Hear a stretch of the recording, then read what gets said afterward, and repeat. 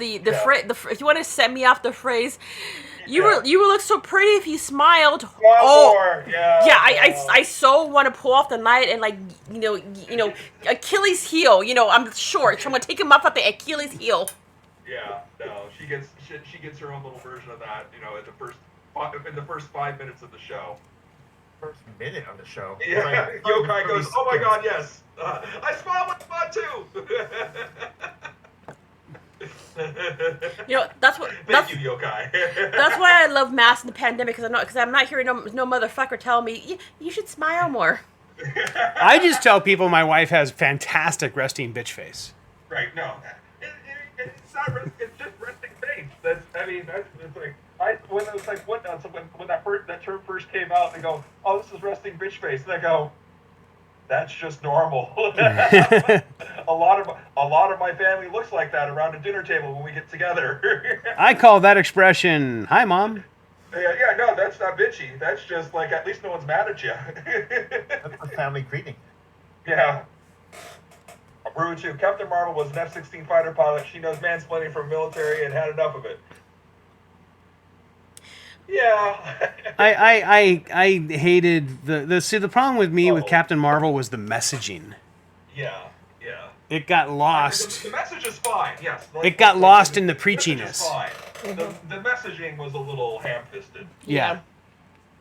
It was. And again, back to She-Hulk, this one was done quite subtly. Because, like, I've seen other people talking about this, and they said, "Oh, I had no idea that was in there," or "No, you don't. You're just being woke. That wasn't in there." No, it's in there. It's there. Depending on who you are, you could watch She-Hulk, and it's two different shows to you.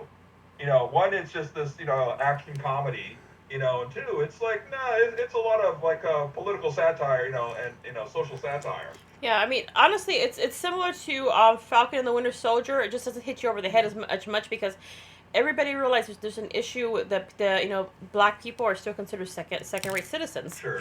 But Right. people forget that women are too. Right. Yeah. Certainly, definitely. I mean, but because women have made strides because now we make 78 cents to every dollar a man makes. Ooh, Yeah. we should be grateful. There also another subtext, and I thought that this was interesting that Disney, not that Disney allowed it, but that it was in there. Ant-Man is talking about ex-cons and how hard it is for them to like restart their lives. Yep. It's like you served your time. Why should you were out of you were in prison for 3 to 5 years or whatever he was, living under some terrible conditions, literally gotten beat up on his way out. And now he cannot restart his life. Yeah, and he was in there for doing the right thing. Yeah, exactly. And can he? It's like Baskin Robbins thing, funny. But still, can't get a job. This is a qualified electrical engineer, cannot get a job.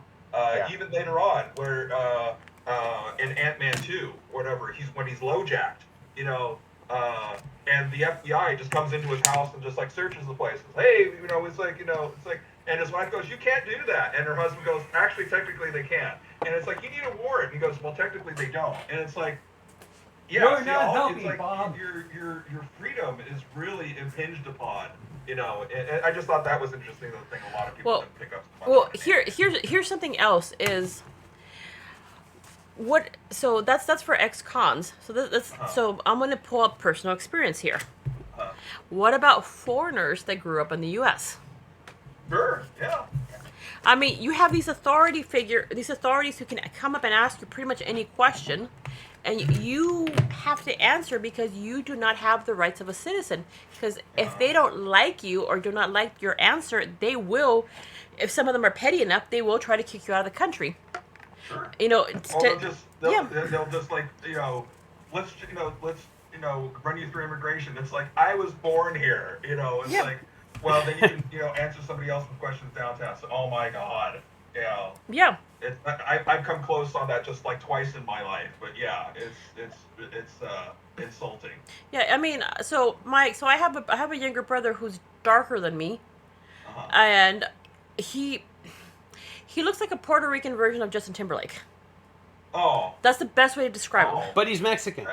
You know, But he's, That's lovely. but he was like but he's been an extra on multiple things because he I was gonna is. say, does he date well? Because that seems very attractive. Yeah, yeah, because he looks ethnically ambiguous. So he's been Uh-huh. hired over the years to play different To play Mexicans, to play Armenians, to play Half you know, black. yeah, to play half black, to play You know, Middle you- Eastern, to play. generic non-white. You know, Yeah. it's the most common one. You know. Yeah. Basically, he's ethnically ambiguous, Right. and depending on how long his hair is, you know, And how long he's been in the sun, he can go or darker how or big lighter. his beard is, he can just kind of morph his race and get a tan. Yeah, It's kind of funny. he can grow a fro. You know, no yeah, problem. he can actually literally grow a fro. He's got naturally Jerry curl. I guess would be the term okay. because he's got the larger curls. Uh-huh. But yeah, you know, basically I'm the lighter skinned one, so everybody assumed that I was a U.S. citizen, and he was the you know, the resident alien one, which actually was the other way around because he was born in the U.S. because by that time my family had moved to the U.S. Right. And I mean, constantly, you know, we go to TJ, you know, grocery shopping, dentist, whatever, you know, day trip. And we went crossing back with my mom and her, you know, her two kids, myself and my brother. And me and my mom would show our green cards, and then my younger brother would come by, say U.S., you know, U.S. citizen. Uh-huh. And if it was male, not a problem, because Yeah. it makes sense because, you know, he's the youngest one, you know. Uh-huh. But if you get one of the